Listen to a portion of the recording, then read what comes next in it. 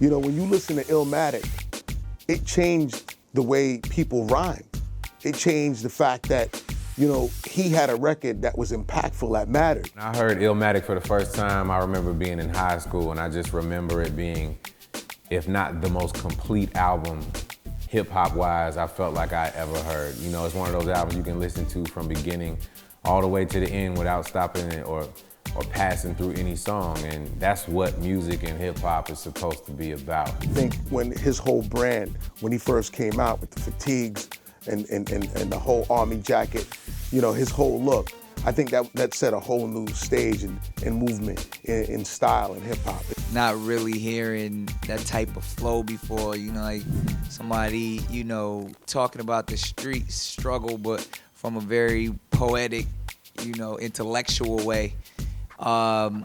Delivering it smooth, but at the same time rhyming from like the back of his neck, you know, so it's like it was mad grimy, and I was just a huge fan, you know, of his lyricism, his poetry, and the way he painted pictures. His biggest lyrical strength is really his vividness for making it be seen in your mind from what he spits, you know what I'm saying? Like when you hear him rhyme, you see everything.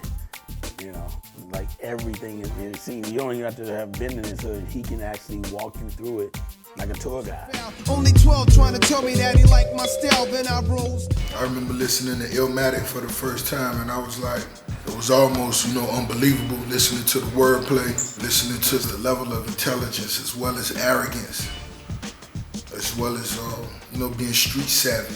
Ain't hard to tell. I kick a skill like Shaquille holds a pill. He set a very good precedent on what a hip-hop album is supposed to be about. Speaking from the soul, speaking from the heart, talking about how he grew up, and just taking you on a lyrical journey. He made lyrics matter. I think lyrics started to really matter. You couldn't come out with an album that didn't have dope lyrics and be considered great unless you had that thing, you know, that standard that Illmatic raised, that benchmark of what Illmatic set out. That whole Illmatic album, that's like my favorite album in hip hop. So it's like when you think which rhyme, maybe for me, his rhyme on New York State of Mind was probably one of the greatest things. Flipping with the funky rhythm, I be kicking, musician, inflicting composition, a pain, Scarface, sniffing cocaine, holding the M16 with the pen of extreme. Now, bullet holes left in my peepholes, suited up with street clothes, hand me a 9 and out the free. And he was the first real young MC that felt like an old soul in a literal sense. Nas's first album sounds like an album of an artist that would be putting out his 4th or his 5th album at that time. So for it to have sounded and felt like that as a first album from somebody that was so young was crazy to me then, and it's crazy to me now. He's a living legend. The guy is a living legend. That's who he is.